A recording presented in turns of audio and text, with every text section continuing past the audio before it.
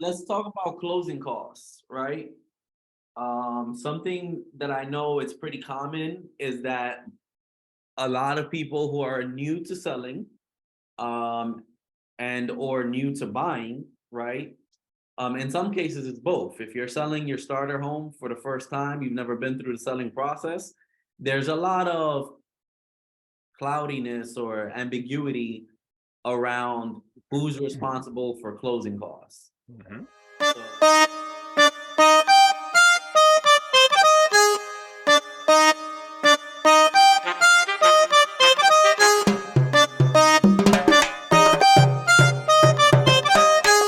So, already, good morning, Robert Morillo with Compass, Florida, license number BK3373543. You are now tuned in to the DM, Good Florida Real morning. Estate. Good morning, John Sepulveda, NMLS 1309244, coming at you live this morning. Good to be here. Yes, sir. Yes, sir. Hump Episode day, 18. 18th. Happy hump day. Hump Woo. day. What's going on, John? Talk to me. Just waiting for PCI report to come out today. Mm-hmm. You know, data. Let me recap. For those who don't know, what does PCI stand for? Price Consumer Index. The price consumer And the index. price And consumer what does that index measure? it is an inflation report Mm-hmm. that is one of the favorite sort of items for the Fed to look at Okay. when they're making their policies decisions. And there's two sort of components to the report. They have the headline report, Mm-hmm. and then they have the core number. And the core number is they strip out housing and energy costs. So Okay. they leave all the other, the pricing, numbers, the values, but they take out housing and energy. And that gives them a number. And that's the core number is sort of what the Fed focuses more on.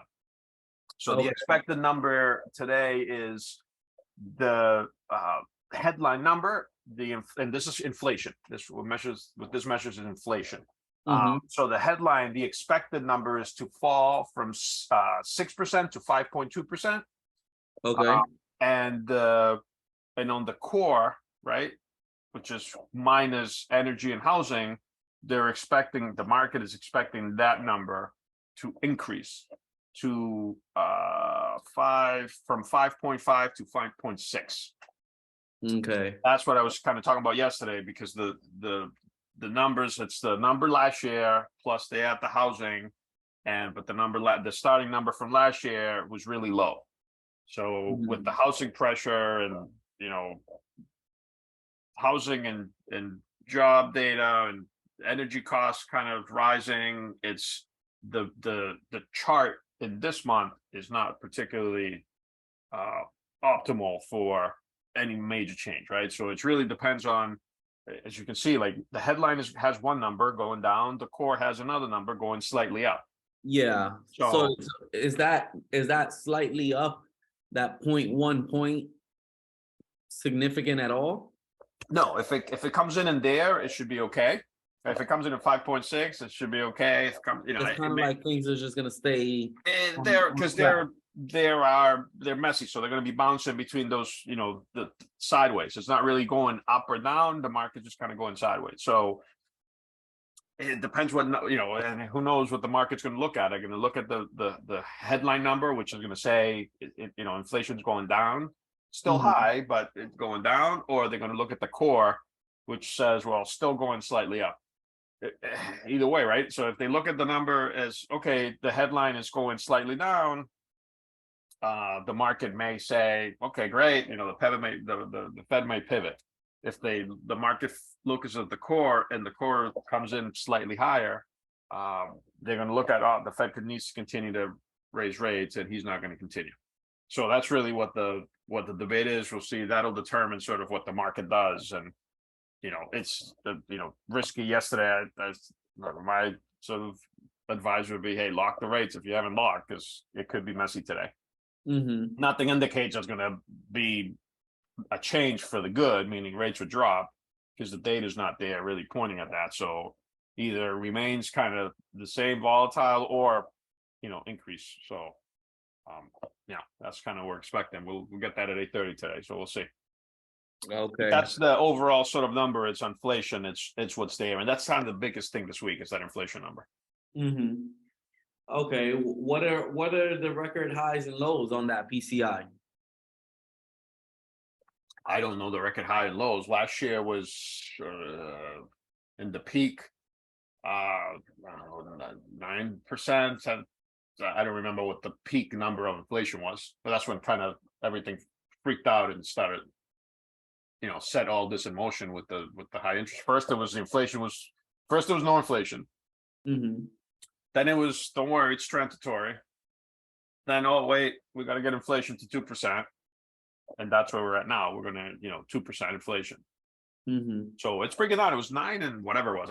I'll look it up tomorrow. I'll come back. I forget what the number was. The high, the peak. And how often is the PCI report released? Every Is it month. monthly? Mhm. Okay. Yeah, every month. We go through the same thing every month. It's the same kind of game. You're looking at data. The numbers are there. They're comparing. It's old data, last year's number, year over year, month over month. But these are all monthly reports. Okay. Awesome. And I mean, do they come out in the same sequence that we've been discussing though? Oh, yeah. Okay. Yeah, it's this calendar. This thing is a set thing. Like every month, the same things play out. Gotcha. It's a lot of surveys. It's a lot of manipulation of data. This year it's been messy. They've been, finding numbers and they just throw numbers in there and they do seasonal adjustments and a lot of fuzzy math. How is the data collected exactly? Like, is it it's got to be through consumer behavior, right? Correct. Just the cost of things. I really like the PCI. I don't know what the algorithm is and how they do the math. Mm-hmm. Mm-hmm. Like I said, the housing, for example, I mean, it's a complicated thing to kind of dive in and look at it. I've never really, to be honest, we've never dove in and like read the actual report. Mm-hmm. It's like just data coming at you. I read the, sort of what people, kind of put together after that they read it. The analysis, the review. Yeah. So it's, I don't know what the data is, but like, for example, that, 43% is shelter costs, right? The housing. That's a big number, the cost of housing. But then the cost of housing is, they base it on rentals. And they base it on rentals and it's a history. And it's about between 14 to 18 months lagging the data from housing. I mean, I would imagine it's got to be hard to keep up with, the new household formations, new construction, right? It's really hard. That data has to trickle in. And but not only that, like if you look at the BLS report, which is the jobs created, the Bureau of Labor Statistics, right? The BLS, that's what the BLS report, Bureau of Labor Statistics report. That is a survey. Like they call people's houses and ask them, are you working? How many people in your household and are they all working? Like that's how they come up with that data. I mean, it's a survey, you know what I mean? It's complicated. Like ADP is a little bit different again. I don't know all the intricacies and the details but ADP, it's from their data, right? And ADP is one of the largest, payroll providers. So you think they have, real data, right? Because they actually do that. Like they're a payroll services company. So they have actual data on actual payrolls. So that in my mind would be more aligned with reality. You know what I mean? Just because it's a survey of actual employees. The other one is just phone calls and saying, are you working this month? But that's what they've been using for years. Yeah, I wonder how accurate that can be if, there's people on the do not call list, there's people who don't answer unknown numbers. Like, That I would that data has to be very Yeah. questionable. Yeah, I mean, again, I don't know the specifics, what the methodology is to collect the data. How do they? I have no idea. I've never looked into that, but it's just, I mean, it's just not a very practical, model. Just kind of, are you working this month? I mean, it's not really practical. So so Mhm. there's a lot of data in there that's just, then they throw numbers, and it's easy to manipulate that data. Yeah. And it's easy to misread the data. Hmm. So it's just this big blog of stuff that's kind of there, and Misinterpret it, but it yeah, still has an impact on, potentially what decision the Fed makes. it has a major impact. I mean, but again, if you really boil the fat, I shared the story of how they came up with 2%. Hmm. Hmm. Janet Yellen just It two was just, percent, and then, oh, great, sounds like a number. Great, it's a great idea. I mean, it's just who's on first. You know what I mean? I mean, and this guy is like, again, I'm not. They're a lot smarter than I am, and have a lot more education than I do, and and then this, but it does. It's just not a logical thing for me to, if there's some data saying, okay, 2% is the number because of this, and historically, and this, and blah blah blah. Well, then that's a different story. But if they yeah. just, if somebody just said a meeting, let's put a number 2%. Well, yeah, sure, that sounds like a great idea, 2%. And then this guy's on, been for a year. We got to get to 2%. We got to get to 2%. There's going to be pain. There's going to be pain. We got to get to 2%, and 2% is a mythical number. Hmm. Then where are we going? I mean, what are we doing? When are we going to? If it's a mythical number, when are we going to be at 2%? We're never going to be at 2%. So you're going to break something in the economy. You're going to cause major pain to people. I mean, people losing jobs, and people losing, and the solution is, okay, the inflation, prices goes up, inflation is going to go down. And Hmm. they're using, and again, I don't pretend to know the answer, because I really don't, but they're using formulas that they learned that worked in the 70s. And they're just trying to continue the manage the economy in the same way.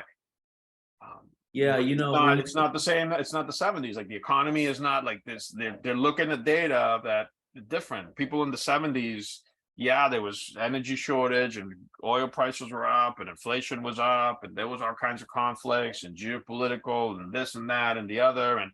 But the way people worked, and the way people did things was different. Like, you can see, like, people went to work, they worked in the same job for 20 years. You know what I mean? It was the same. Now it's just, it's not the same thing. People are not the same company for a long time. There's a lot of people with the side hustles and internet, and doing their own business, and independent contractors.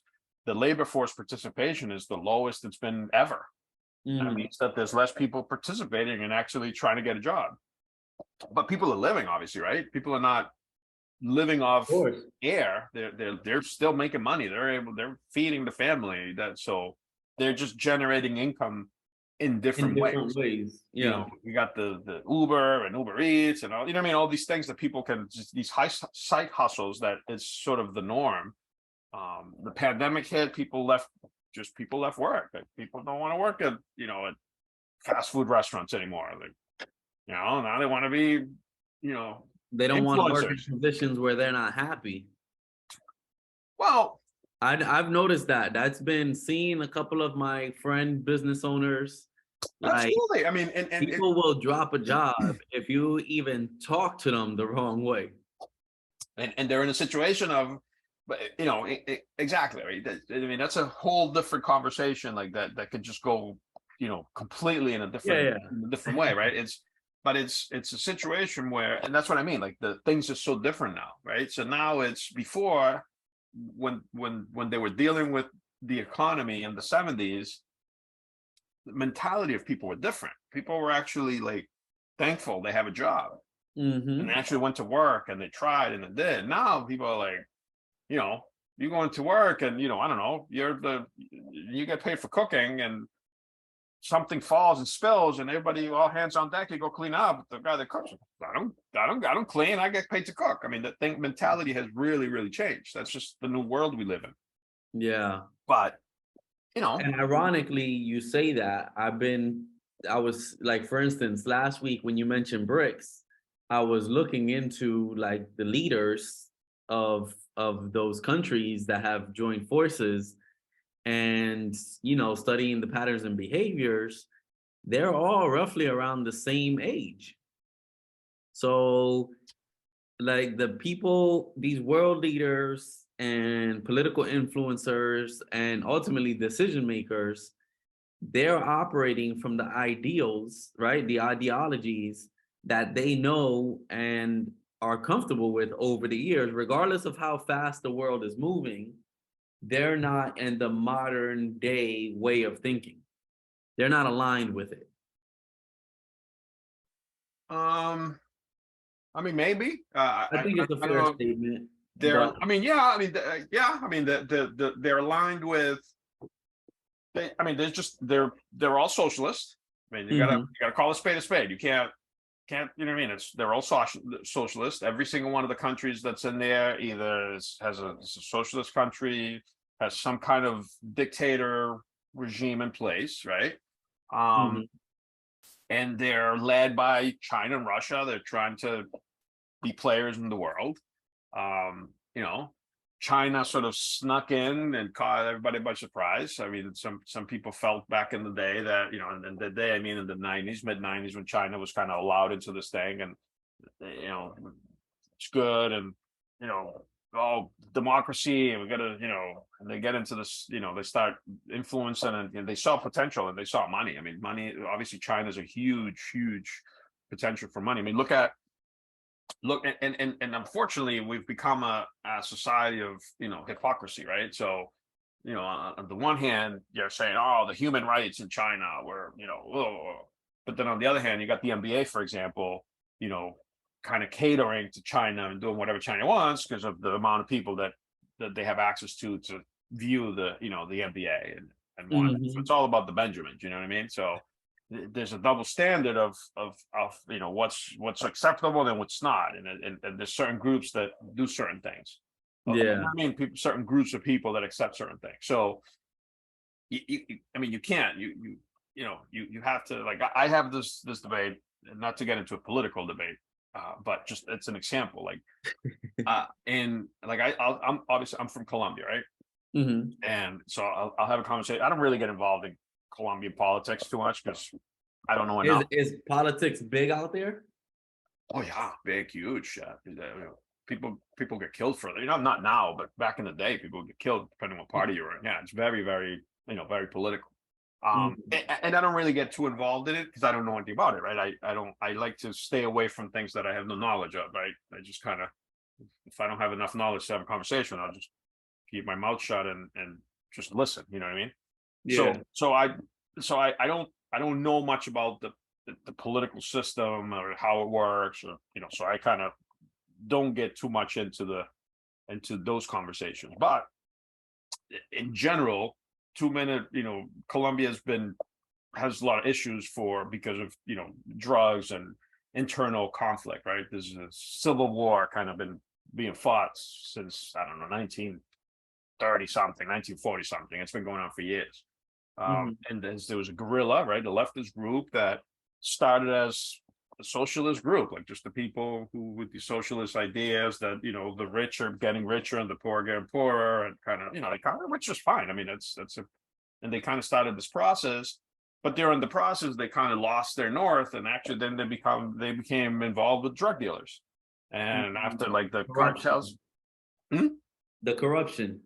Well, money, yeah. I mean, just, you know, so after the cartels and, you know, Pablo Escobar and all this stuff kind of disappeared, the guerrilla are actually the ones that they kind of took over that trade. Like they took over the drug dealing, and they're the ones that kind of handled that part. You know what I mean? Mhm. And it's, you know, there's been a process sort of, you know, so much so that the current president was a former guerrilla. You know, machine gun, you know, kidnapping people, killing people. There's pictures of him with the machine gun. Like he's the current president of Colombia. Yeah. Now that right there makes you think, right? Like, how would you, in your right mind, say, I'm going to vote for this guy? But that's what people did. You know what I mean? I mean, just whatever. I mean, so, He obtained the but there is power. before, so all these years, all this process, this guerrilla, you know, has caused a lot of turmoil and killed a lot of people, and a lot of stuff, has happened. And there was a president, he was in for 2 terms. Alvaro Uribe is his name. Very controversial, very, he was called, right wing, extremist, and, caused a lot of tension in the country. Mhm. And in my opinion, again, I live, my parents live there, what I mean? So I obviously have ties there, but I'm not there in the day-to-day life, but my family's there. But in my opinion, and in a lot of people that I kind of share this opinion, is the greatest president Colombia's ever had. Because Colombia was going like on a downhill spiral quickly because of the violence, and these groups were just taking over. And this guy came in and said, "Wait a minute, no, we gotta we gotta stop this." And he actually, the guerrilla used to, they would do stuff in Colombia, and then they would, in Ecuador, they had a socialist president. In Venezuela, obviously, they have a socialist president. They would do the stuff in Colombia and then flee across the border. Colombia borders these 2 countries. So they would flee, and they were actually hiding in the jungles of Ecuador near the border. But they were in the foreign country, right? The Colombian, and the government of Ecuador let them. It was not a problem. Yeah. And they were like after these people, and they got they infiltrated, and they had a chip on these medical equipment that they brought them, and they had a pinpoint location, and this guy dropped a bomb on him and killed a guy. He was like the leader of this guerrilla group, and he invaded Ecuador's airspace. He invaded their space, dropped the bomb on the guy, and it was almost a war between Colombia and Ecuador. Wow. So so this guy that's the type of guy that the president was, right? Some could compare him to the former president. And then obviously there's a political thing, and some people don't have, they're from a different party, so they say he was the worst thing ever happened, and he violated human rights, and because a lot of guerrilla were killed, like a lot of bad guys were killed. I mean, that's what you do, right? You got to come in. Bad guys turn good. So he's criticized as, the other side, like the opposition. He's the worst. He violated human rights, and he did this and he did that. So during the last election, there's Colombian people that I know here that vote here and also are involved in Colombia. I don't know if they vote or not. I don't know if, I don't ask them if they vote, but they're very involved and very passionate, right? So then I would have the conversation, so they were here and they were complaining about, the past president, so they voted for the current president, right? So you went from one agenda to the other, right? Again, I'm not saying which one's right, wrong. It doesn't matter. It's just, Yeah. But I feel that you can't be in this country support one ideology, the left, but then in Colombia, they supported the right, because the guy in the right, they're like, he's the best they ever had. He's awesome. He's wonderful. He's the best. So over there, it's the right, but over here's the left. When you can't, that doesn't make any sense to me. You have to either be always on the right or always on the left or always in the middle. Well, I would say this. It might be justified that they see him in a certain light because he brought order to the country and, probably rearrange the infrastructure to the dynamics and everything. And here they're just confused and misled. I mean, clearly, that's the only logical solution, right? Because you can't have 2 different sets of beliefs. You gotta, it's like right now, it's kind of the same things happen in El Salvador. The president of El Salvador, you know that situation at all? No, I don't. President of El Salvador. So Salvador has a big problem, right?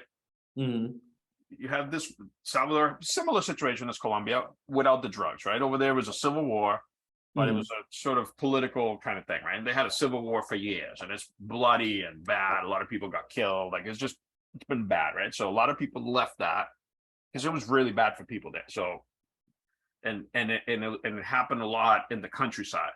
So a lot of people, a lot of young, men, right? Kids, 12, 13-year-old, they got pulled into this conflict, and they went to this war. So a lot of them didn't go to school, just a lot of bad things, right? So these people, they flee. A lot of the fathers got killed in the war. A lot of families were broken up. Just bad situation, right? So all this poor, people had to like leave, right? The violence or escaping the violence, and they came to the States. Mm-hmm. They had children, right? So these are, people that came, they fled the jungle, like the country, not a lot of education. They came here, started working, they had kids. Kids kind of grew up illegal, number one, right? Because parents came over illegally. And number two, lost the English, so they didn't really they grew up here, they didn't really learn to speak Spanish, right? They kind of grew up in English, and parents were working, whatever, and they kind of fell into this hole of MS-13 or 18th Street gang, right? And so these gangs started in LA, and then it just kind of spread across the whole country. And then you got these kids, you don't really hear about that here too much in Florida. Yeah. Except for in the prisons. Except in the prisons, but you don't really see it in the street. Like up in Boston, in Boston, it was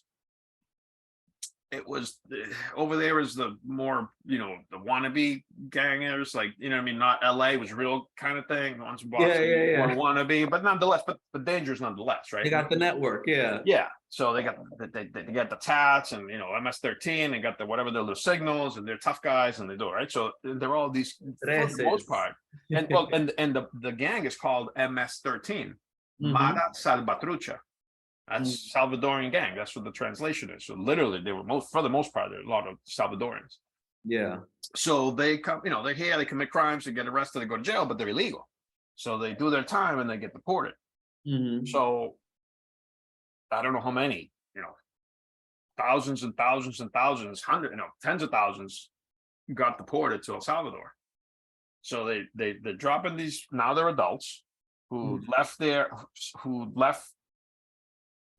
US, their country to the US when they were kids, babies, born, children. They grew up in the States, became gang. They don't speak Spanish. They have no connection other than they were born in El Salvador. That's the only connection they have. A lot of them don't really even speak Spanish. Yeah. They got deported back to the El only Salvador. Spanish they know how to say is 13. Or 18th Street.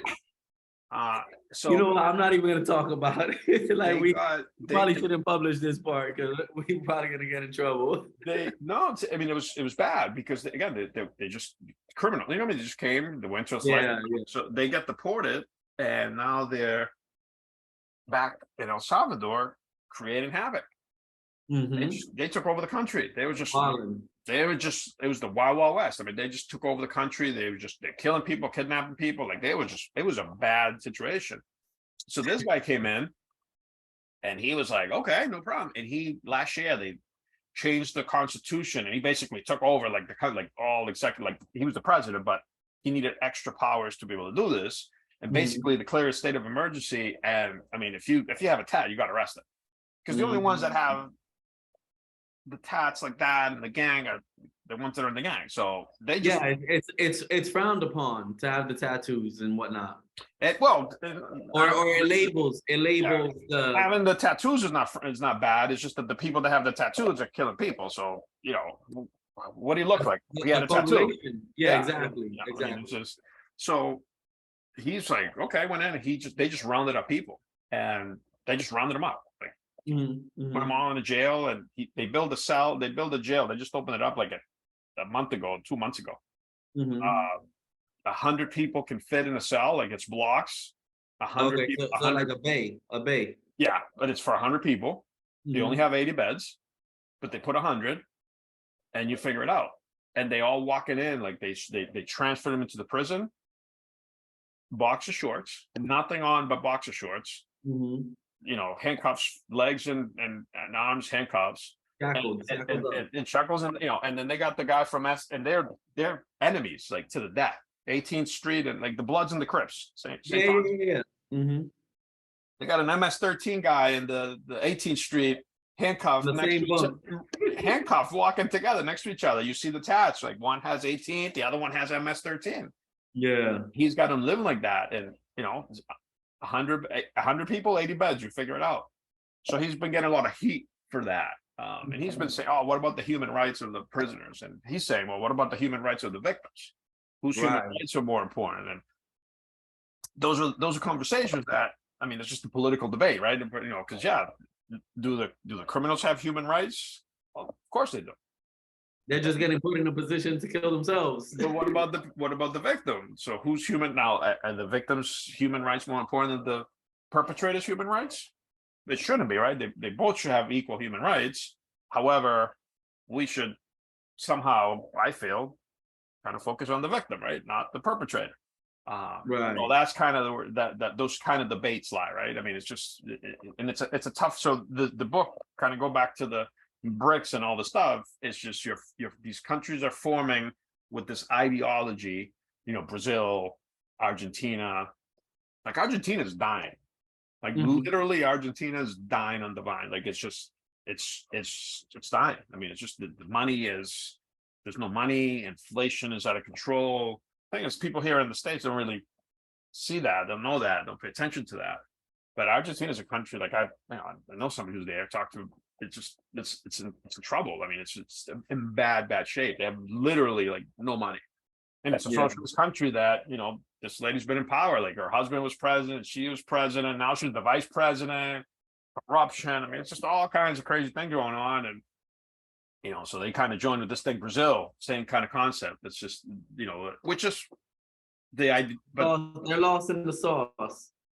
I mean, there's a combination of countries that want to, you know, have this, you know, believe socialism and it's great, right? So you have that portion, but then you got like China and Russia, right? Putin is not trying to bring, I don't know what to his people. He's a psycho. Like he's just a guy that, you know, who's evil, and he'll kill somebody. He'll kill you. Like he won't think about it. I mean, Yeah. He don't. This guy stole Robert Kraft's Super Bowl ring. That's crazy. Do you know that story? No. Robert Kraft, I think it was the fourth Super Bowl. They were wherever they were in the same place. Putin and Robert Kraft were in the same place for however that happened. And when they met, Kraft had the ring on, and he said, "Can I see the ring?" And Kraft took the ring off and showed it to him. And he looked at it. "Oh, this is beautiful," and he put it in his pocket. That's Kraft was like, "It's in the book." Yeah, Kraft was like, and they had to like, I mean, Kraft wasn't going to fight, you know, obviously. I mean, but they kind of like, no, hold on a second. Like, let's not start, you know, an international conflict here over a ring. And they let him keep he kept the ring, put it in his pocket. Beautiful, nice ring. And he put it in his pocket. That's crazy. It's insane, dude. I mean, it's just, it's crazy. But this guy's bad. He's just, you know, and then you have to treat him as bad. You can't treat him as, you know, you just can't treat him as, oh, maybe he's not bad. Maybe he's a good guy. He's a bad guy. He's killed people. Like, you know what I mean? It's just, you have to acknowledge that. You can't not, you know, deny that. China, they're not good. I mean, they're just, they violate, you know, they use, you know, I mean, yeah, labor's cheap, but you know, they pay these children, you know, 50 cents a day to go work on the Nike factory. You know, but then you have people here like the movie stars, oh, you know, equal rights, and we want, you know, minimum wage, $15 an hour, blah. But then they're buying Nikes and they're paying these kids 30 cents a day. I mean, hypocrisy is real. 100%. Sure. But that's what happens, right? We became this. Now we're looking at social media and what's in the news, and we just kind of whatever the news says we believe. And so housing, oh, bad, crash, don't buy a house, no bueno, oh, stay away. People, oh, nope, stay away. You know, the news said that housing prices are going to go down. Like, I'm going to wait until the prices come down. Yeah. They're not coming down. So let's talk about that. I'm glad you brought it back around full circle, because today we're going to be talking about navigating the closing process.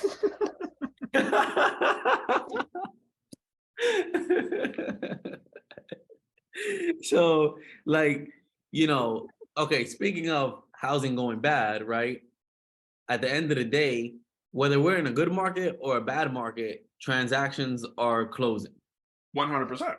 100%. Even when the 2008 happened, transactions were closing. Maybe if you were going through a short sale, the process was longer. For people who don't know, a short sale doesn't mean it's fast and quick. A short sale means that the lender is accepting a shorted amount on the debt.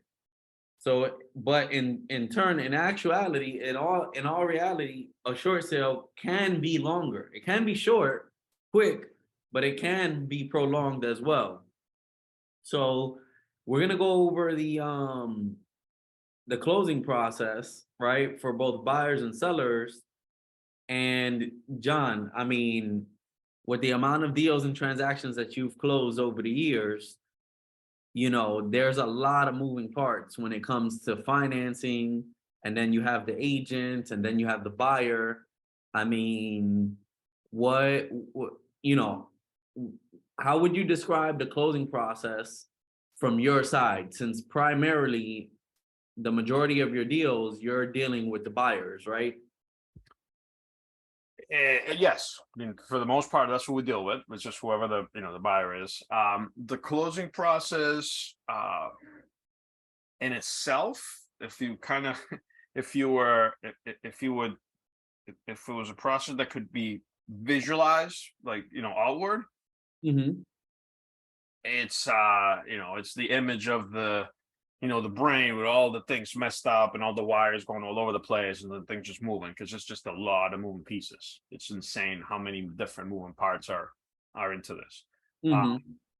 And you throw on top of that the amount of like red tape and bureaucracy that they threw on, that the government threw on after '08, and so you throw all that stuff that they added on to protect the public, which is what it was intended to do. Mm-hmm. But they just put too much regulation and too much stuff that it's unsustainable. Well, no, it's not unsustainable, but all the regulation and all the restrictions, it just creates more stuff to do. So the closing process is actually messy, because there's all these all the triggers that come in with the CD, for example, right? So and it's a good thing. I mean, it's meant to be, because back in the day, it was we talked about this at some point. It was the Wild West, right? They tell somebody, yeah, you're applying for an FHA loan at 6%, and then they get to the closing table, then, oh no, we couldn't do FHA, we got to do stated income, 9.5%. Well, what do you mean? I can't afford this? Well, then you're going to lose your deposit because we're at the closing table. I mean, that's literally the way it happened. It was just like a bait and switch. 100%.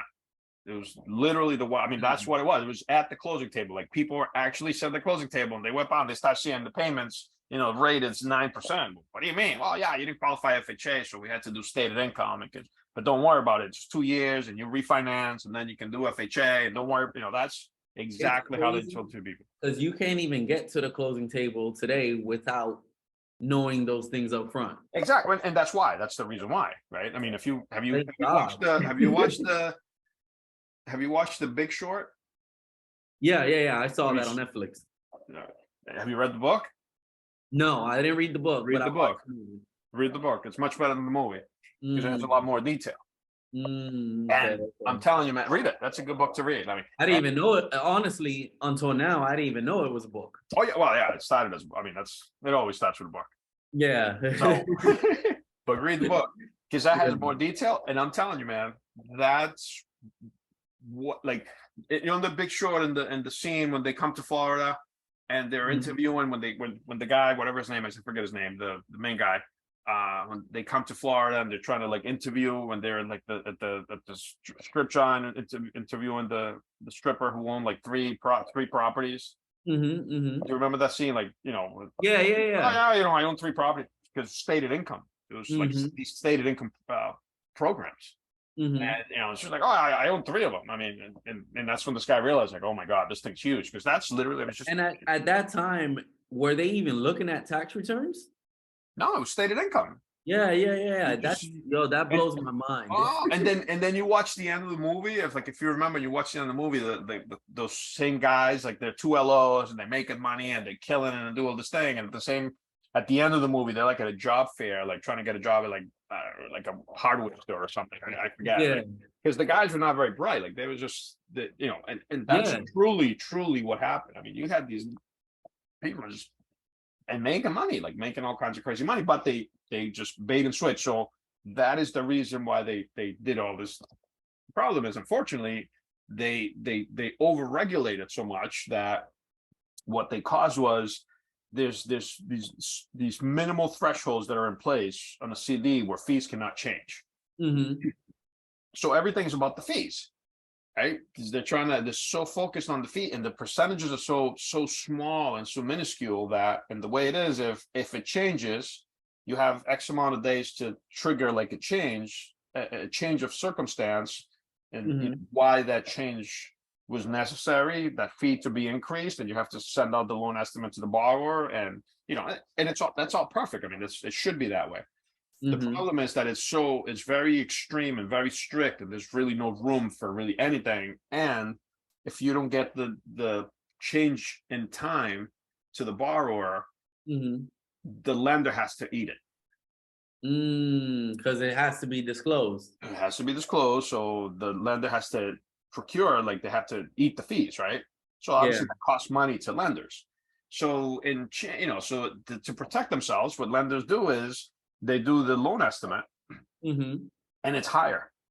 They because the loan estimate tells you this is the highest you should expect to pay. That's what the loan estimate means. The loan estimate means. I was just telling I have some buyers which we're working on property for like an investment property for them, and I let them know like, hey, we overestimate everything because it's better to have more and need less than to have less and need more. 100%. And I kind of say this a little bit different, but it's the same concept. Is I'd rather tell you, I'd rather round up how much you need and tell you, geez, John, I got, I have $1,000 extra, than me round down and then you be short 1,000 and you're gonna call John, but I'm 1,000 short. What are you doing to me? Like, I'd rather people, you know what I mean? It's everybody's, it's common sense. So, but that's the problem is people focus, because now they've gone the other way. So they add prices, like they inflate, because the loan estimate is that it's not that they inflate the prices and charge people more. No, they just, on the loan estimate, the numbers are higher because that's the highest you can expect to pay. So people are prepared. You could pay, but people don't understand that. So you put, I don't know, escrows, the prepaids, 5 months, $500 a month with property taxes, $2,500. $2,500. What's this? Well, you need the reserves, but at the closing, it'll be 3 months, not 5, but it has to be disclosed at 5. But at the beginning, people see that and they get like, oh my God, well, they get charging me money.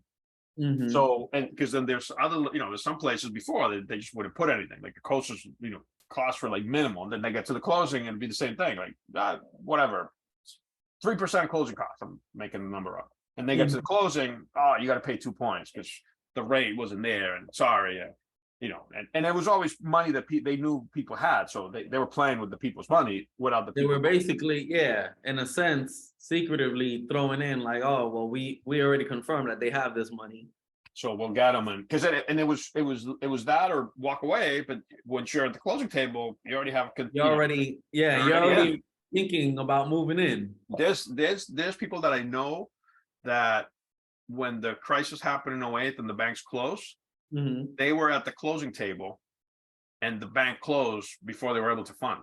So they didn't fund the loan. Oh, snap. And they lost their deposit. The seller kept their deposit. Wow.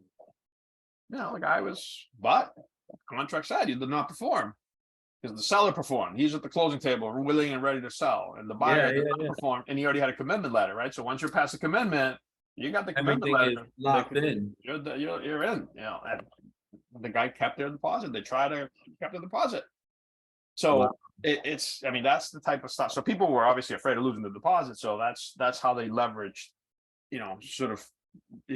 people, right? They leveraged situations. So they added all these rules, which Dodd-Frank and all these regulations and all this stuff. But that added just an extra layer of that adds costs. Ultimately, the one that pays for that are the buyers, right? So because there's more stuff, there's more work that needs to be done. You got to just keep an eye. There's a lot of pressure on the disclosures have to be, because the fines are really, really heavy. And it's the penalties for it. So they're all focused on regulation and making sure everything's okay. And that just causes more hurdles. So in the meantime, you got you got buyer. I mean, it's just CD has to go out. You need to sign the CD. Yes, I'll sign this. You need to sign the CD before midnight. Yes, I'll sign it. Yes, you need to sign the CD. Here's the CD. You need to sign it. They don't sign the CD. Oh, I couldn't log in. Yeah. Can't close. Oh, I fell asleep. What do you mean we can't close? Well, what do you mean? Well, we can't close 3 days, and tomorrow's, today's Friday, tomorrow's Saturday, but Sunday doesn't count. Monday's a holiday. We can't close until Wednesday. Oh, what do you mean? The movies are coming Tuesday. All right, I mean, that's a truce. So that's all that's all part of the drama that you deal with the closing. So I do relate real estate transaction to a roller coaster. But you never know when the twist and turns is gonna happen. It either happens at the very beginning, the middle, or the end. Very rarely do you get a smooth ride. Like, as a matter of fact, when you do get a smooth ride on a transaction, you don't even realize that it's happening until it's closing time. I mean, a little bit different from the realtor perspective. From my perspective, I mean, there's just things can always happen, but if you do your work up front, like the same day mortgage, right? The same day mortgage works really, really well. It's the same, really fast and really good. It's a matter of having all your ducks in a row earlier on. That's all it is. I mean, that's really all it is. There's no other difference, right? So the majority of the way the industry works is, especially when you have LOs that produce a lot, high producing, they're out producing, right? They're talking to people. That's what they do, right? So they're just talking, getting leads, talking to people, and then they have a team that's kind of doing the actual loan part of it, right? The loan officer will start, but depending how busy they are, right? It really depends on the volume. But they're out churning, just sort of out lead generating, right? But the actual process, it could be, so you guys don't really see that like you have a different sort of view of the process. Internally, for the most part, right? I'm generalizing, but right? Yeah. What the industry does is they'll talk to the client will apply now with technology, right? Client applies online, completes the application, says how much they make, blah, blah, you run to you get an approval eligible, done, you work, you talk to the buyer, here's the pre-approval, sign the contract, do this, get it going, and start the process. Then you start collecting pay stubs and W-2s and the process, but that the documents and starts after the process already kind of started. And that can lead to issues, right? Because if the incorrect income is put in, then the incorrect income is used to calculate, the debt to income ratio. And if actually it's lower, then the debt to income ratio is higher and the person won't qualify, right? So you have to be careful with that. So like what is the trick with same day mortgage is, and the buyer gets a $250 lender credit for completing it. So it doesn't cost the buyer any money. It's actually, the buyer actually gets $250 for the close, right? Okay. And they have to provide their documents within 8 hours. Okay. Or access to the documents. So that's for doing the same day mortgage. Same day mortgage, right? Because it's so the buyer. So the if you read the small print is, if the buyer provides the documents within the first 8 hours, then they're eligible to get the $250 lender credit, right? It's an incentive to get people, but it's really to get the people with the documents in at the beginning. Of course, that's a good incentive. If you collect the documents up front, so the way I do things, I've always done it. I don't know how to do it any other way. I won't tell you. I will not. Is that something that's promotable? Like, hey, my name is John Sepulveda. I want to tell you really quickly about the same day mortgage. If you apply for the same day mortgage and you get all your documents in, you get 200. Oh yeah. I mean, there's a video already. That'll be one of the we're talking about earlier. Like, it's already made. That it's just a little. Yeah. I mean, it's definitely promotable. But the gist of it is you just get the docs up front. You need that to be able to be fast. So the way I've always worked is I always get the docs up front. I don't. The first time I talk to have a conversation with a buyer and answer their questions and see where they're going and see where they're at. I'll determine if it's a viable pre-approval at this point, or there needs some work to be done, right, based on the conversation. But if it's a viable situation where send me the pay stubs, W-2s, so I could see it and I can calculate the income, I collect that up front. I don't issue pre-approvals without looking at verifying the income in the doc without looking at it. Gotcha. That's just my personal, I feel that if I That's a sign better my way. name, if I put my name to the pre-approval, it means that I've done my part and checked that people actually qualify, because what's the point of it's another one of these mysteries that I'll never be able to solve, and if somebody solves it, that happens a lot with lenders. Mhm. It's just they'll take whatever and they'll throw it against the wall, and whatever sticks, well, that's what I'm closing this month. Yeah. And that's changed. That has been, that you see it a lot of initially. I've definitely. I mean, you see buyers that go in and they're pre-approved, and then they don't qualify. How'd you pre-approve them? Yeah, I've definitely stopped working with lenders for that reason, for sure. I remember this one lender in particular. He's like, "Oh yeah, they're good. They can go up to 400,000. This, that, and the third." He basically looked at it from a bird view. He didn't look at the details. So when we got to start submitting offers, I realized real quickly, like, oh, he didn't really do his due diligence on this buyer. That happens a lot. That's the norm. Mhm. Unfortunately, that happens a lot. So Yeah, so when I'm working with a lender who I see is performing in that way, that they only look at the screenshot and they don't gather everything until you're under contract, I'm like, all right, this is definitely not a lender relationship that I'm gonna continue. that's a recipe for trouble. I mean, Mhm. you're just setting yourself up for pain, and and those are the deals that are what you were referring to, like the emotions and the The roller coasters. the roller coaster sort of ride. I mean, yes, I mean, it's a transaction. It could be a messy deal, but if you have the stuff up front, if you know up front what you're dealing with and what the situation is, and you strategize and you have a plan, Mhm. you follow that plan through the end. Do things come up? Of course, things come up. Yeah. But in general, you can avoid the surprises if you collect the data up front. Mhm. You know what I mean? Absolutely. Because it happened. I mean, somebody's like, oh, I'm like, oh, I've been on my job for 2 years or 3 years or 10 years or whatever. Oh yeah, 40 hours a week. Yeah, I was 40 hours a week. Okay. Then you get their pay stub and the W-2, and you get the W-2 or you get whatever it is, the year to date, number, and doesn't Yeah. match. Or Mhm. like last year, the W-2 doesn't match. The person makes 40,000 a year, and last year's W-2 was, half, 20,000. Mhm. Wait a minute, why was your income last year? What happened? Well, I don't work 40 hours. Ah, I forgot to mention. and no, but I truly believe that for the most part, some people do hide it. They want to, I don't know why they think you're not going to figure it out, but some people kind of do believe that. But for the most part, I feel that people are you just don't really think about that. I mean, you just really don't. You don't, some people, so they get caught by surprise. Like, Mhm. they don't, oh yeah, I was, then you have to average their income, Be right? surprised. Yeah, They're hourly, absolutely. so you go from, somebody making $20 an hour, 40 hours a week, and now you go average, and the average is, 32 hours a week, 33 hours a week. That's a huge difference. 7 hours, 6 hours every week for a year. That makes a huge difference. I mean, that's the difference between qualifying and not.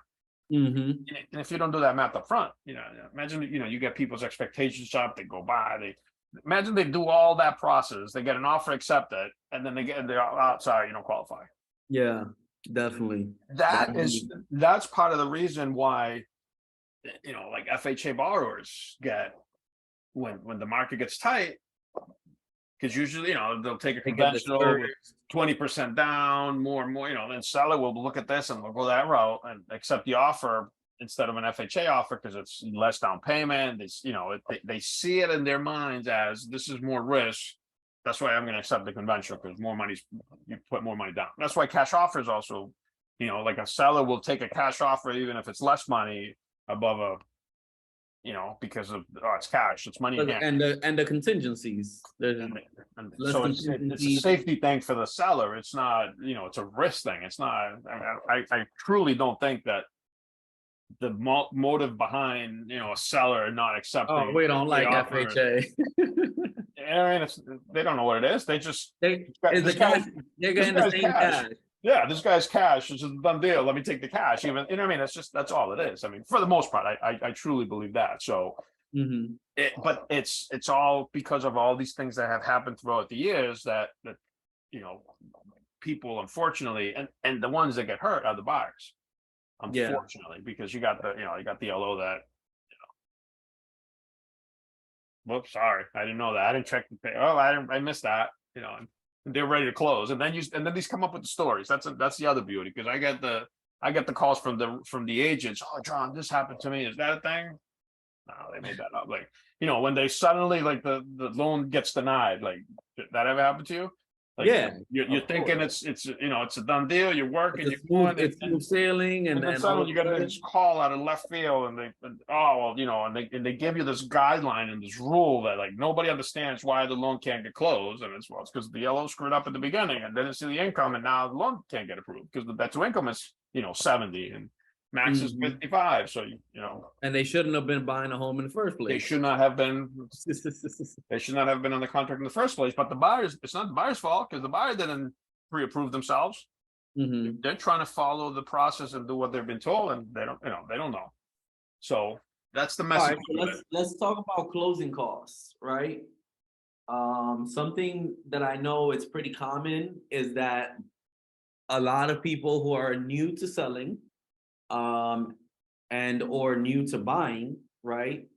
In some cases, it's both. If you're selling your starter home for the first time, you've never been through the selling process, there's a lot of cloudiness or ambiguity around who's responsible for closing costs. So, I mean, I tell my clients, hey, buyers in a typical transaction, buyers are responsible for their own closing costs and sellers are responsible for their closing costs. So, being that you've worked with both buyers on pre-existing homes and you've worked with buyers in new home construction, how would you say on the buying side, there's the differences in the I tell buyers that the closing costs can be anywhere from 2 to 4%, right? 4% on the high end, which is usually new construction closing cost, right? And as low as 2%. But I always tell them, hey, let's first of all, before I connect you with my lender, how much money do you have saved? And let's give a rough estimate based on the higher number, based on that 4%. So how do you deal with buyers So and preparing them my to have conversation. both down payment and closing costs before going under contract? Correct. So my conversation is slightly different. I believe that 2% is too low. And it's so the number I give people is between 3 and 4%. Okay. And usually it ends up at the 3.5%. And the change is and what I find, at least here in Florida, I find that what makes the difference between that 3 to 4% is the startup fees for the HOA. Okay. That's a big variable. Some don't have any, some 2,500, 1,500. There's big different startup fees. So obviously that's part of the closing cost, and that gets taken into consideration, which is not really closing cost, but it is, right? But it has nothing to do with the lender, what the HOA charges. But it's still lumped into this closing disclosure that people think it's a closing cost. So I mean, ultimately it is, because that's the cash you need to close. It is Where it goes to, but it's tied as closing cost is tied as an expense from the lender to the buyer to do the transaction. Understood. That's so the fees tied to the fee is tied to the lender, right? Yeah, I got you. And it's really not. It's really a third party fee. So because that's what it is. It's a third party fee that just gets put on the CD, just like the homeowner's insurance. The banks don't sell insurance. The banks just put the cost of the insurance, the homeowners, on the CD, whatever that is. If it's $5,000 a year, it's $5,000. If it's $1,000, it's $1,000. The lender doesn't make more or less money if your insurance rate is higher or lower. So what the taxes, the lender doesn't make money in the property taxes. They just pay it. So but I find that 3.5 is a good sort of average. On a obviously no points situation, right? When somebody's not paying any points, just a regular straight out. So the conversation is 3 to 4%, and 3.5% is the number. So if we're talking about an FHA transaction, between 7 and 7.5% of the purchase price is what you'll need for funds. And Mhm. I tell people as well, have your first month's mortgage payment also ready at the close, Mhm. just in case. So I kind of, That's smart. That's I smart. I load on like the that. front end, prepare people properly. They already have the first month payment, and they already have that in their mind. So it's not like they're buying the house and waiting, oh, I gotta get paid, 4 paychecks before I can collect my first month payment, so Yeah, I'm yeah, not, yeah, I have that conversation up front with people so they're prepared for it. Because you yeah. never know, like what, closing gets delayed, right? Because that's the problem. You can't, you start doing numbers like when you, because people are so price sensitive, right? Which they should be. Mhm. But then you have like the per diem interest, right? So if you put your closing at the end of the month, the number's going to be less because the per diem is less. Yeah. If you close at the beginning of the month, the closing costs are going to be higher because the per diem will be higher. I mean, it's just math. It's not. So what some lenders will do is like they'll put the closing the last day of the month. Mhm. So the prepaids look smaller so that the loan estimate is as low as possible so that people are shopping them and they're looking and there's $50 difference between one loan estimate and the other, they'll take the low estimate and go with that. Yeah. But then oh well no, but it's we have to we can't close at the end of the month, we got to close on the 10th. Now you got Mhm. 21 days of prepaid interest. Now suddenly your closing costs go up by whatever at $80 a day times 20 something days, boom, is whatever the number is. You know what I mean? It's Yeah. this is money. Oh well, that's a prepaid because we couldn't close at the end of the month. We're closing here, so that's why. Mhm. Okay, you know what I mean? It's that's how it works. But just put the closing day in the middle of the month and show 15 days either way. And this is an average, this is an estimate. Now, if you move it from the 15th to the 10th, now it's only 5 days of interest. It's not The whole 25 two days of interest. weeks. Yeah, Yeah, exactly. per day because it adds Yeah. up. I mean, and you have to look at that type of stuff. So that's really how if you position the loan properly from the beginning and you set up the expectations properly, there's no surprises. I mean, the last thing people need is a surprise because it's not like it's a different kind of surprise. Like it's not, you leave the Oh, house in the morning it's a and prepared for surprise. Like, all right, yeah, if you know I have this covered, extra overestimated, then you know a surprise can come up and I can eat the surprise. It ain't, it's like as good as yeah. cake. I mean, it's I was gonna the analogy like I leave for work in the morning and I see that their steaks are out, and my wife's gonna make the steaks for dinner, great, and then I go, well, steaks for dinner, then I'm expecting steak, and I come home and it's I don't know, vegetarian surprise. Yeah. Hey, what happened to the steaks? Oh, I took them out, but they were frozen, so I couldn't make them, so I had to, So you still eat, you still have a meal, you're not gonna go hungry, but you have Mhm. this expectation of steak, and now you got vegetarian delight, right? Nothing Yeah. wrong with it, but it's not what you're expecting. Hmm. That's you can live with that type of um, last minute change of situation menu, right? But Yeah. the same scenario, you're sitting at the closing table, you're expecting $5,000, you're expecting $5,000 to bring to the closing, and you know, suddenly it's 10. And you get Yeah. the CD 3 days before closing, and it's cash to close 10,000. Well, what do you mean 10,000? It was 5,000. Oh well, yeah, but you can't just whip up 5,000 out of thin air. So Hmm. you can't with the veggie delight you can still have your meal. You might not be happy about it, but you still have your meal. But you can't just make up $5,000 out of. You can't just make up if you don't have 1,000 and you need 1,000. What are you going to do? Well, you're not Yeah. closing because you need 1,000. 1,000 is 1,000. You need it's a real That- number, yeah, exactly. and that's people's lives and that's people's livelihood, and that creates that stress. But there's no need for that. Like that's totally situations that you know you With can. the right preparation, a transaction can go really smooth. And there's no sense of working with a professional that you're not going to listen to. I mean, it's insane. It's like if you go to the surgeon, doctor, I need you to, like my knee replaced. Doctor, I need you to replace my knee. Without an X-ray, without looking at it, and then the doctor looks at the X-ray, says, "Okay, you need to do this, this, and that." Well, no, I'm not going to do that. Just Just replace do the it. knee. Yeah, just fix me up. The doctor's gonna say you're crazy. It doesn't work that way. But people Mhm. expect the largest financial decision in their lifetimes to work that same way.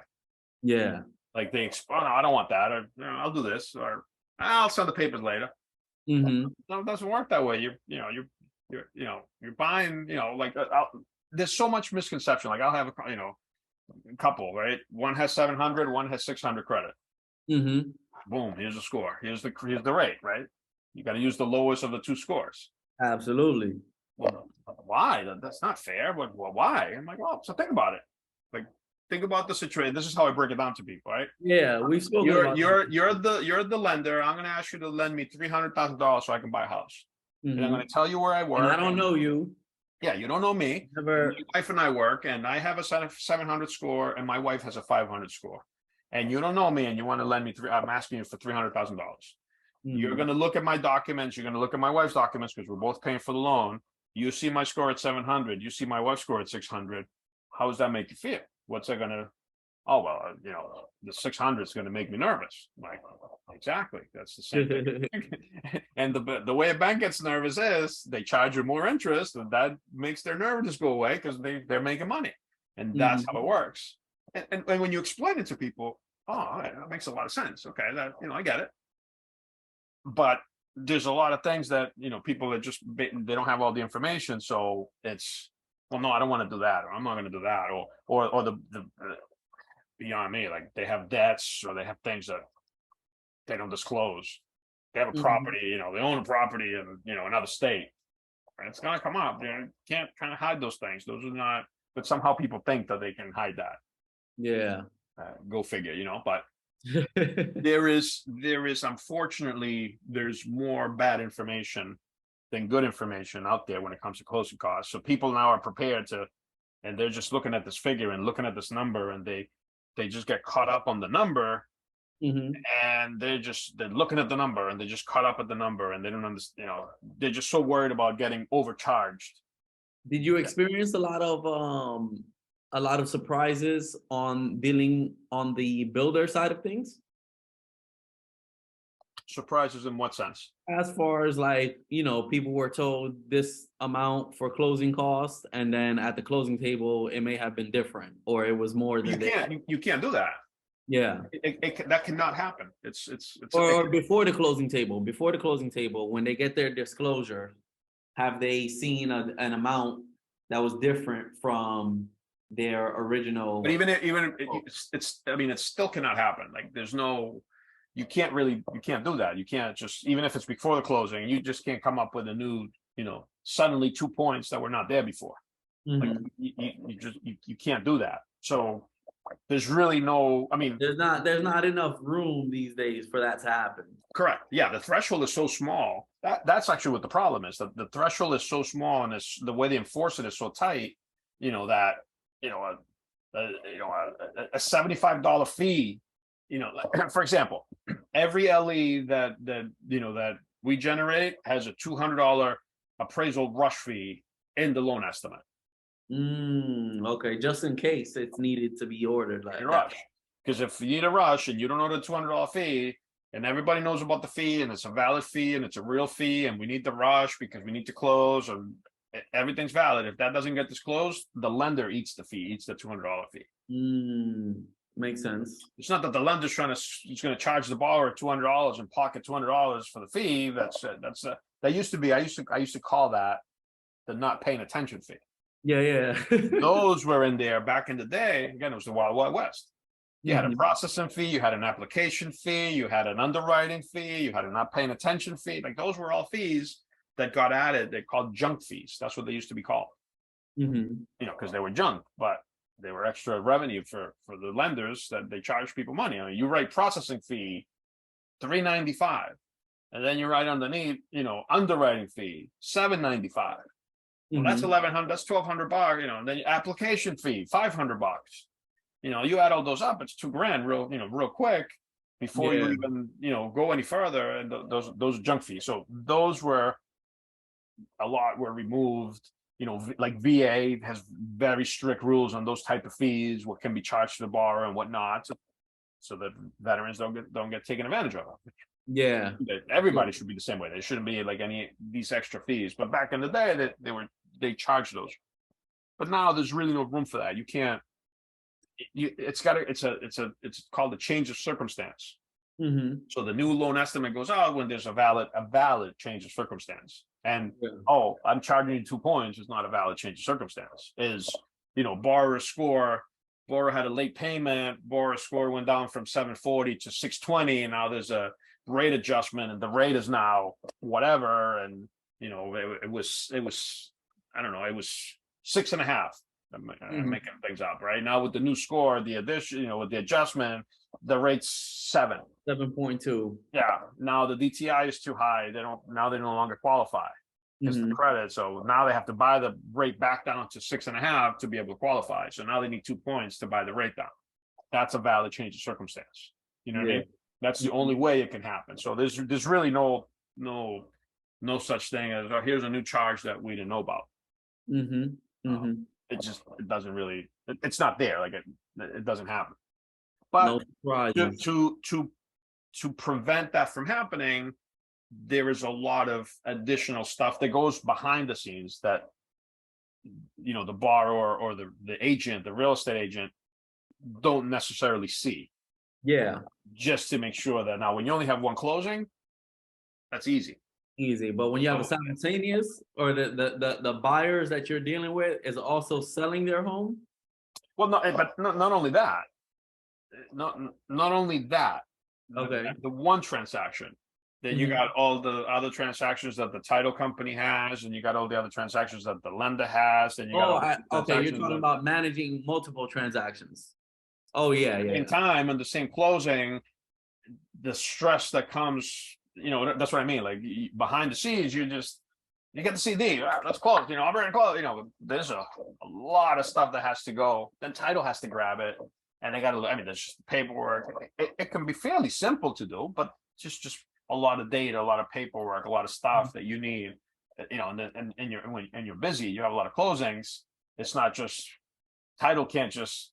Oh yeah, let's close it. Let's close it 2. Oh no, I'm running late. There's traffic. Let's move it to 2:30. No, because there's other people waiting, and it's a messy closing, especially at the end of the month. Oh yeah, that's when they're trying to jam pack all of the transactions in to get one thing I'll say on time. That's very different. Builder versus non-builder, end of month and end of quarter. Forget about it. It's insane, especially end of quarter. Madhouse. Well, because the numbers that they're trying to meet, right? Especially public companies, right? They got data and forecasts and things they got to meet and things, and and it's get it off their books. Sometimes it comes to like it comes down to the closing. Like one closing makes a difference whether they make the numbers or not. So it's like all hands on deck, like That's why they have those wild incentives when they have a home that was under contract, the buyer fell through, and then now they have the house, the inventory. I mean, it's not even. I mean, yes, but I'm talking like beyond the incentives. It's really just the numbers, trying to meet quotas, trying to meet the motivation behind it. I had one that it was a combination of trying to get the numbers, but it wasn't so much for the numbers for the quota that they had to meet, because they ended up at the beginning they did need the number to make the quota at the beginning of the day. On that day, and this is New Year's Eve, right? So December 31st, right? It's the last day of the year. It's the last day of the quarter, right? At the beginning of the day, that transaction was needed to meet the numbers that they needed to meet, right? At 4:30 in the afternoon, when we finally got the clear to close on New Year's Eve, it was no longer about the number being needed to be met. It was already met. It was about the buyer, because they were here, they were in a hotel, it was New Year's Eve. It was just a complicated thing, right? But you're trying to close a deal on New Year's Eve at 4:30 in the afternoon. I mean, think about that. Like, just you know what I mean? Like, that's what that happened to me. Like, I was New Year's Eve. I was like, at 4:30 in the afternoon, I'm like out doing some, like, getting some stuff that I needed, like, family was here and New Year's Eve, and I'm out on the way in talking to the process and trying to, in closing, trying to get this thing out. Yeah. And they did close. The truth of the matter is that they walked out of that closing like at 7:30 at night on New Year's Eve. Yeah. You That's know, pretty cool. well, but it's insane, and the pressure and the stuff, and Of all, you know what I course. mean, Of course. it's just insane. But you know, people were happy, and luckily we were able to do But it. then And when you think about it, New Year's Day is just another day. what, but it was whatever New Year's Eve that day was like a Thursday, and then the Friday, and then you had the weekend, and it just Mhm. these poor people were like in a hotel all weekend, and they're from out of Yeah. state because they were buying the house for the kids. I mean, it's just a family situation. Like, you know, they're trying to, you know, and then, like I said, at the beginning of the day was really about you got to get this done. Like, we need this. Like, it's all hands on deck. We got to get this thing closed. You got to get this thing closed. So Mhm. definitely, closing process is it can be very stressful, but it can also be very smooth. Yeah, absolutely. And then you have Again, that goes back to how buyers have their ducks in a row. yes, but I was just about to say, like, you can have the buyer have all the ducks in a row. You can have the lender have all the ducks in a row. You can have the real estate agent have all the ducks in a row. You can have everything done. Mhm. You get to the end, and the title company does not have the ducks in a row, and that whole thing goes up in smoke. And Oh yeah. that whole transaction just, you know, Yeah. That's crumbles before you. Like, that's the whole true. process and the whole experience and the whole thing just sort of crumbles before your eyes, and it's just Mhm. unexpected, you know, nightmare that happens. Yeah. Yeah, man. Well, at the end of the day, it is essentially four corners that got to be covered. Is the principals in the transaction, the real estate agents or agents if they're representing both sides, the lender if there's financing involved, and then the title company for sure. A lot of Um, moving pieces. yeah. Before we wrap up, is Massachusetts a title state or an attorney state? Attorney. Attorney. So what was that difference? Ooh, that was a shock. Like, God, when I first came to Florida and I started figuring out the whole time, that was like, whoa, what is this? I wasn't used to that. Yeah, Mhm. that's just it's very different. Do you feel like it's easier here dealing with a title company versus an attorney? Yes, Okay. yes. In what ways? Uh Personal experience, right? Like, the attorneys, that it becomes like, it's like everything, right? It just becomes because the volume. You got the volume. You're busy. You're trying to close. You got so many moving parts. Well, a matter of management. It becomes, so one thing that's popular up there, it used to be, I don't know now, obviously I haven't done a loan in Massachusetts in a year, so I don't know if that's changed, but back before, it was I mean, the last time I was in 2016, right, is when I moved here in the beginning of 2017. So 2016 is like the last time I originated in Mass. um what happens a lot there is the closing attorney, right, Hmm. represents the lender. Hmm. That's kind of how it's there, right? So the closing attorney is really there for the, like, really representing, not representing, but it's just the lender part, making sure all the kind of stuff is in place, right? And then Hmm. what happens a lot is the real estate agents try to, you know, they have their transaction sort of team, and they have attorneys that they work with, that if the attorney does the closing, Hmm. they'll review the PNS for free for the buyer. So they'll Hmm. act as the buyer's attorney as well. Hmm. Hmm. But they'll review the purchase and sale and charge a lower fee to, you know, again, quote unquote, represent the buyer Yeah. simultaneously. So they make the money from the closing, they charge the closing fee, they make the money from the title, and then they charge the buyer extra for the. So you get into the situation where it becomes a selling point to the for the agents Hmm. who, you know, my attorney will look at your PNS for free, right? Hmm. Again, it's all free and it's all added value and all these things. So they add that to the value. So then you come to the transaction, and then the expectation from the agent is you got to use my guy. Yeah, exactly. And so that's usually how it works. Hmm. I don't, I didn't really, in my case, didn't really work that way. I don't, oh, Yeah. this is my attorney. I'm like, oh, that's great, but He's not the bank's attorney. This is the attorney that's doing the closing. So Mhm. that creates, well, then now the new attorney, now the buyer want, so there's a lot of that happening in happened, with, because of the closing attorneys and there was a lot of that manipulation, listing agents kind of, Mhm. and then you get in a situation like here, right? Like right now, like when inventory's tight, right? And this, if you live in a small enough neighborhood, this is real. Like this is very real. At least it was at that time, right? So small, few listings, right? And there's a couple of top players who get all the listings of the the agents in that town, right? So Mhm. I had one of them such agents one time. It's like, they had an offer. They were going to accept an offer from somebody who had pre-approved. They called me up, said, "Hey, just checking. Just buy. You do due diligence, this and that." I don't answer any personal questions. Did you check the credit? Yes. What this credit score? Can't tell you that. Do they make enough money? Yes, they make enough money to qualify. How much they make? Can't tell you that. They have a lot of debt. Can't tell you that. Like, what I mean? That's kind of the conversation, how it is. So she's Yeah. interviewing me to try to figure out if she could accept the offer or not. And then the fact, like, who's your closing attorney? We'll see who does it. Well, no, my closing attorney's this. Well, great, that's your closing attorney, but you don't pick the closing attorney, I do. Yeah. So there's some this Bumping headbutting. heads. Yeah, but if you're not, if you're a new LO, doesn't have as much experience, you can get caught up in that game.